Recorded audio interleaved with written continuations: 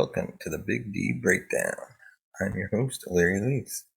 Today we're diving into the latest Cowboys news from around Arlington. First, we'd like to thank our sponsor, Poddex, for sponsoring this episode.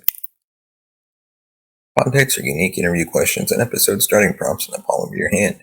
So whether you're a new podcaster or existing broadcaster looking to grow your audience or get more engagement, you're going to want to check out poddex.com. Use code Larry21 for 10% off your first order. That's promo code Larry21 for 10% off your first order.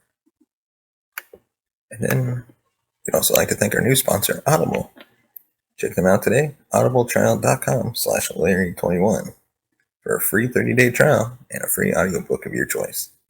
Audible has books from audiobooks of every genre that you could imagine. Check them out today, audibletrial.com. audibletrial.com/Larry21. Now let's dive right in. So to start, we're going to take a look at week 4. The good, the bad, the ugly. It has now arrived to week 5. We have now reached the first quarter poll of the 2021 NFL season, and honestly, I don't think Cowboys fans could be any happier. Shoot, I'm shocked at what's going on. After going toe-to-toe with the champs on opening night, Dallas has won 3 straight games in impressive fashion. From a road victory over the best team currently in the AFC to dominating home wins over divisional foes Philadelphia and the previously undefeated Carolina Panthers, the Cowboys are rolling hot for what seems like forever. Even though it's still early, this team is finally playing complementary football. Offensively, the Dallas Cowboys are sitting in the top 5 in total yards, rushing yards, and points per game scored. Defensively, they have a top 10 rush defense and are second in takeaways. With the easiest part of their schedule coming up, things are setting up for the Dallas Cowboys to go on a run and separate themselves in the NFC East. Before we get there, let's take one last look at Week 4 and discuss the good, the bad, and the ugly from a 36-28 victory over Carolina. Good? Almost as soon as the final second ticked off the clock at Raymond James Stadium 4 weeks ago, there were those who could not wait to bury running back Ezekiel Elliott in the Cowboys' rushing attack. Unsurprisingly, the rumors of his demise were premature and quite ridiculous. Each week, Zeke's production has trended upwards, kicking up a few notches with 143 yards and a touchdown against the previous best team in the league when it comes to rushing defense. His running mate, Tony Pollard, has been cooking as well. Elliott currently is posting over 5 yards a carry, while Pollard is knocking on the door of 7 yards per carry. Sunday's performance from the dynamic duo was the most impressive, especially after last week's outing against Philadelphia. Many were worried after seeing center Tyler and guard Connor Williams get bullied by the Eagles' interior linemen. That was not the case against Carolina. The Cowboys ran the ball 34 times for 245 yards, controlling the game on the ground. If things continue in this direction, it's not out of the realm of the possibility that both Elliott and Pollard reach 1,000 yards in 2021.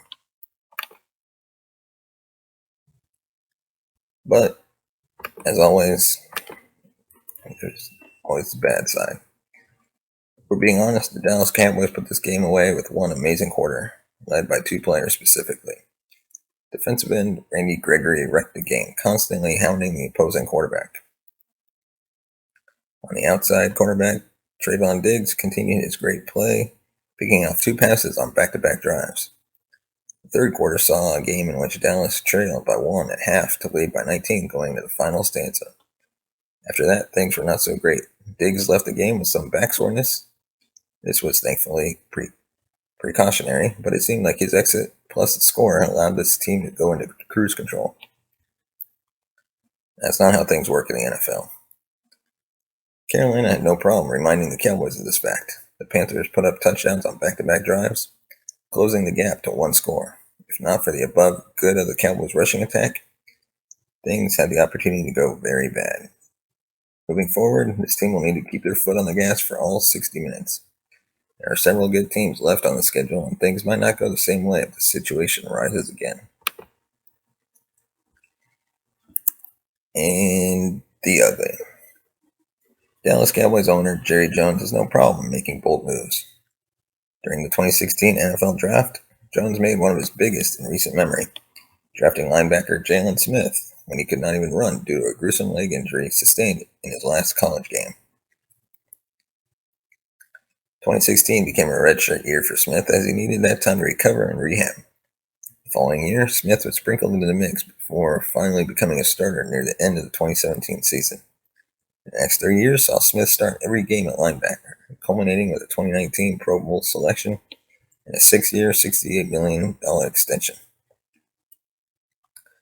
Unfortunately for all involved, that peak was the beginning of the end.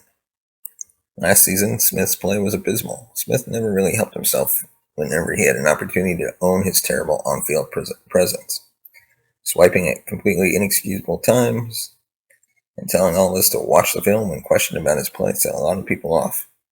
This year, nothing improved.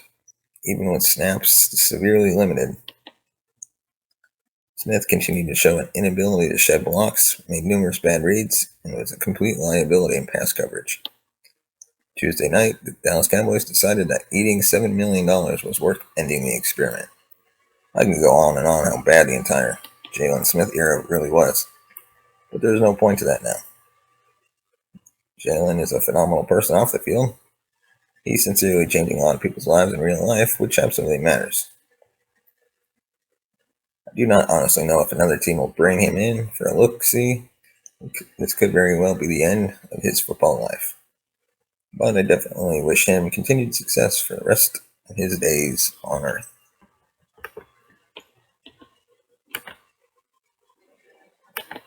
So now we're going to look at 3 players on the rise after this victory, and 3 players who have fallen.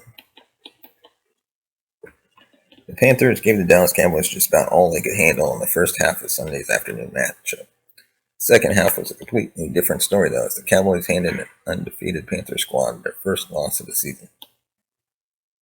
Just like last week, I truly do believe there's much to be upset about here for Dallas. It was another complete team victory. Things that looked a bit sloppy in the first half were cleaned up in the second, and when it really mattered, the Cowboys imposed their will against the Carolina team that has a bright season ahead of them. So up first, Dallas Cowboys player who has risen is defensive end Randy Gregory. Edge rusher Randy Gregory has played well in all 3 games, but the one thing he hasn't done quite yet was bring down the opposing quarterback. Well, he finally broke through for his first couple of sacks this season in Week 4's contest against Carolina. His first of the day came early on the Panthers' opening drive of the game, as the veteran brought quarterback Sam Darnold down to force the Panthers' punt. The second came right after the 2-minute warning in the first half, as Gregory demolished former Cowboys swing tackle Cam Irving to make it 3rd down. Both were big plays that came at crucial moments and helped to set the tone for a huge game from the defensive line. Gregory's potential has always been clear. It's so nice to see him have a big game. Just like his fellow defensive line mate, DeMarcus Lawrence, his impact doesn't always translate into huge sack numbers, but he's consistently playing well. When Lawrence comes back, it should open up even more opportunities for Gregory to get at the quarterback. And one player whose stock has fallen, linebacker Jaylon Smith. Count me among those who was hoping that 2021 would be a resurgent season for former Pro Bowl linebacker Jaylon Smith. Alas, it just hasn't been the case, and after multiple seasons of disappointing play, the Dallas Cowboys officially moved on from the former second-round pick out of Notre Dame. Smith's continued poor play, and now release, has landed him in the stock down category. But that said, I genuinely wish him well, wherever his next stop might be. Smith had become a pretty easy target for fan frustration in recent years, and many are quick to forget the fact that he ever even played a meaningful down in the NFL, let alone at the level he did early on, was inspiring and nothing short of amazing. At his best, he frequently showed extended glimpses of the electric player many considered to be the best defender in the 2016 draft. His 2018 season in particular had many fans thinking that he and Leighton Vander Esch could be the leading Dallas linebacking core for years to come. He hasn't really showcased that ability in recent seasons, though. Instead, he's been a massive liability in coverage and struggled mightily to get off any block. The Audible Trial's contract extension he signed in 2019 surely didn't help matters either. So far, 2021 hasn't been terribly kind to him. He's made a few plays that flashed his former playmaking ability, but it's been far from a return to form. The majority of the time, he's just looked lost out there. With Keanu Neal's impending return from the COVID-19 list this week, Smith was likely going to be the odd man out in the linebacker rotation.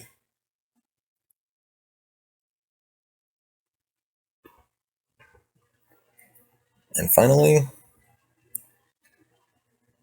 Dallas Cowboys player whose stock has risen, Jaylon Smith and Dallas's new safeties.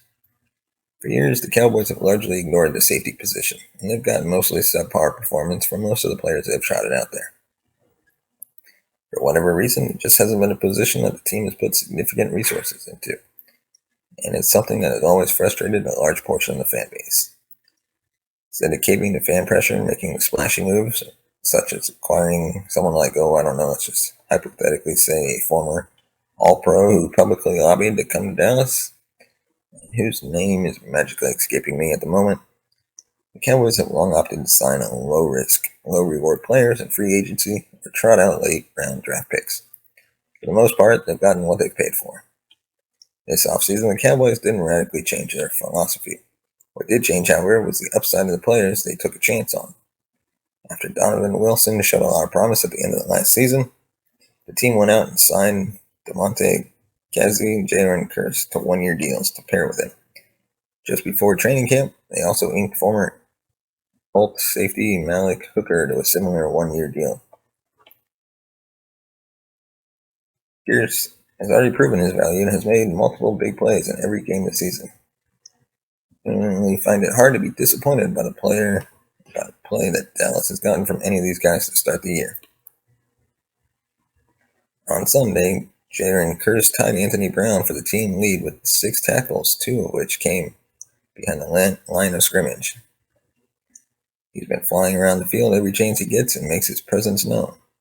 When Wilson comes back, Dan Quinn needs to find ways to keep Pierce on the field.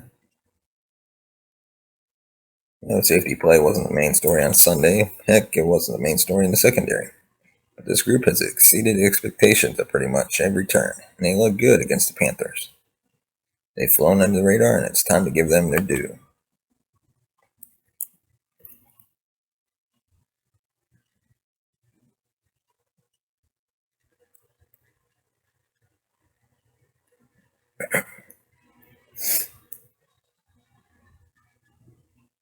And now, Dallas Cowboys stock that went down.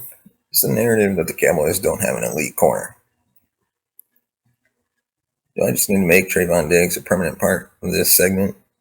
What the second-year corner out of Alabama is doing right now is nothing short of incredible for the Dallas defense. Right now, Diggs is the defending NFC Defensive Player of the Month in the league and is leading all football in interception and passes defended. Prior to Monday Night Football, he single-handedly had more picks than most NFL teams. In the first 4 games of the season, Diggs has as many interceptions as any Dallas Cowboys corner has had in a full season in the last quarter century. The last Cowboys cornerback who even brought down 5 in a season was Terrence Newman over a decade ago. For decades now, Dallas fans have been frustrated by the team's lack of a true ball hawk. Well, it certainly appears that they have one in Trayvon Diggs. He's been building on his promising rookie career, and he's now played in 16 career games and hauled in 8 interceptions. He's a key part of this defense and playing at an elite level. When Diggs left the game on Sunday afternoon to manage some tightness in his back, Darnold had a field day targeting receiver DJ Moore and connected for 2 touchdowns.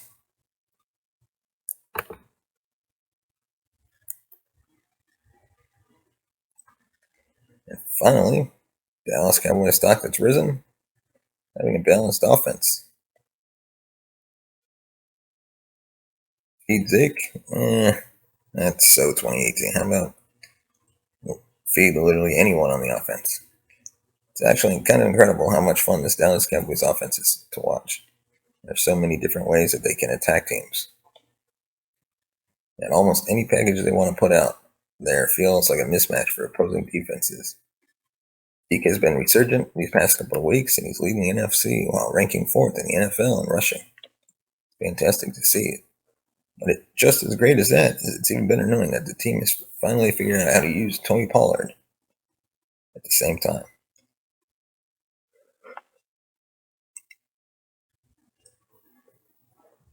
If Elliott is having a rough game, no problem. Pollard can give the team a big lift. Zeke is looking like his all-pro self. Perfect. And mixing in Pollard adds another wrinkle for defenses to worry about. Elliott and Pollard went up against the Carolina team that featured the top-ranking run defense in football entering Sunday afternoon. They carved them up like Michael Myers coming home to Haddonfield on Halloween night to the tune of over 200 yards rushing between them. We already knew this offense was loaded, but they are getting contributions from guys all over the depth chart. Guys like Cedric Wilson, Blake Jarwin, Terrence Steele, Connor McGovern had no problem setting up and playing their role when their number has been called. Through 4 games, the Cowboys ranked 3rd in yards per game and 4th in points per game. It's one thing to talk about having a high-powered offense. It's another to actually do it. But the Dallas Cowboys are making use of every one of their weapons, and they are refusing to be a one-note offense. Of course, it helps that the team has been playing complete football, and they don't have to be. The Cowboys have been getting better at blocking up front this season, having been better rushing the football, and are getting solid play out of their defense.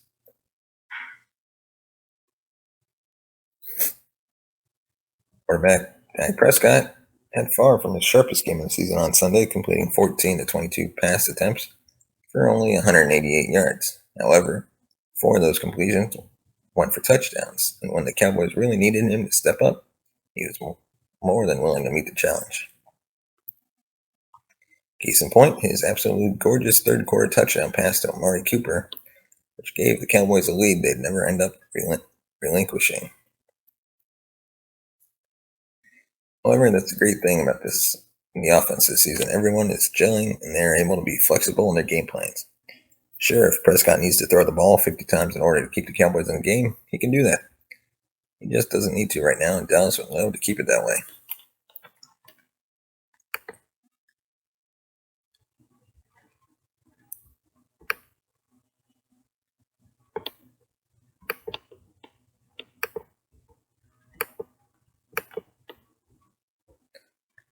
And now, looking at our Week 5 matchup between the Eagles, it's going to be the Giants and the Cowboys. Not only did the Dallas Cowboys do the unthinkable in Week 4, a huge win over the undefeated Carolina Panthers to give them their first loss of the season, but they are on fire. Everything is falling into place as the Cowboys are clicking on all cylinders when it comes to offense, defense, and special teams. As they finish their 3-game slate at home at AT&T Stadium, they welcome a familiar foe to their home turf. Oh yes, ladies and gentlemen, their NFC East rival, New York Giants, are coming to town for another classic division showdown. A team that is 1-3 so far this season still hasn't found their identity in any way, shape, or form. To no surprise, the momentum of the Cowboys is so real that they are once again, for the 3rd week in a row, favorites to leave this game victorious in the latest betting odds. A win in Week 5 would make it 3 straight wins at home for the Cowboys, and their 4th consecutive victory in a row. Make no mistake about it, these Cowboys are real. They are featuring a high-octane yet balanced offensive attack that has consistently got the job done, either through the air or on the ground. Their defense is swarming, winning the turnover battle, and truly becoming a core strength of the team. Even their woes on special teams have improved with each passing week, to the point they're always getting key contributions from that part of the team that early in the season was problematic. NFC East is right there for the taking as the Cowboys are already proving to be the team to beat in the division. Considering they have won their last 3 games, makes this a no-brainer prediction. The Cowboys will win, and win big at home, to once again prove to the football world they mean business. The Big D is predicting a 43-13 Cowboys win, as America's team will make quick work of the Giants.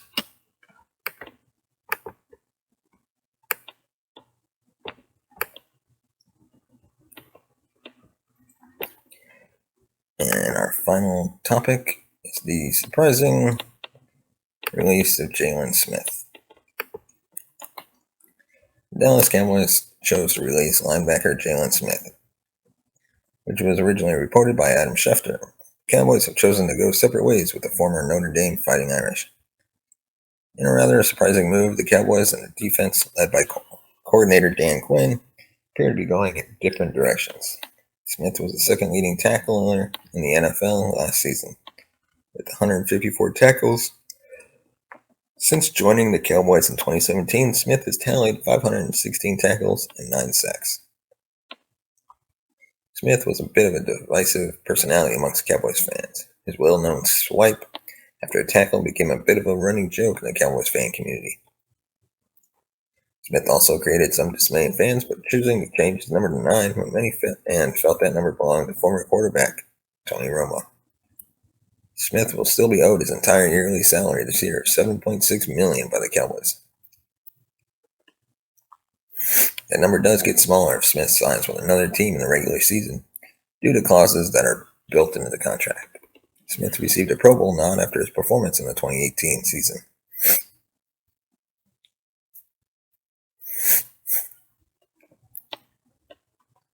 There were rumblings of Smith's days being numbered and a likely candidate for a roster casualty following this season, but I'm not sure many suspected a mid-season cut. There were talks that the Cowboys front office was listening to trade interest around this year's past draft, but ultimately did not pull the trigger on any trade. One thing I think is that the timing of this release feels a bit odd. What strikes me is there may be more news to come out as reasons that led to Smith's very sudden release. It is not often to see a player that contributes considerable snaps and is also not injured get the news he is gone mid-season. I'm anxious to see what news leaks out in the coming days in press conferences involving the staff and members of the defense. I don't think this move will affect any sort of locker room continuity, as this team at a different edge than a past Cowboys defense. I expect Dan Quinn to have this defense not missing a beat.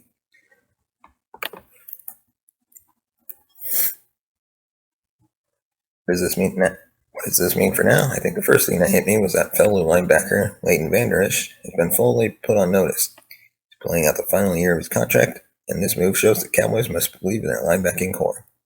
Keanu Neal is returning from the COVID-19 list, and the Cowboys must feel confident in his ability to jump back into action in the middle of the defense. I also think we will get to see the LSU rookie Jabril Cox see some more snaps as the Cowboys continue to incorporate more rookies. For the time being, I'm going to wait to see what details matriculate out in the next few days. It appears that the Cowboys team is different from the past in that they are not afraid to make immediate moves they feel necessary. The Cowboys still have great depth at linebacker and should handle this separation fine, but it's a rather intriguing move in recent memory. And that is all we have for this episode of the Big D Breakdown. Thanks for tuning in to the Big D Breakdown. Let us know your thoughts on the topics we covered by leaving a comment in the comment section below. Be sure to hit that subscribe button, like the video if you like the videos. Hit the bell notification to be notified of future videos. And thanks for watching. We'll see you next time.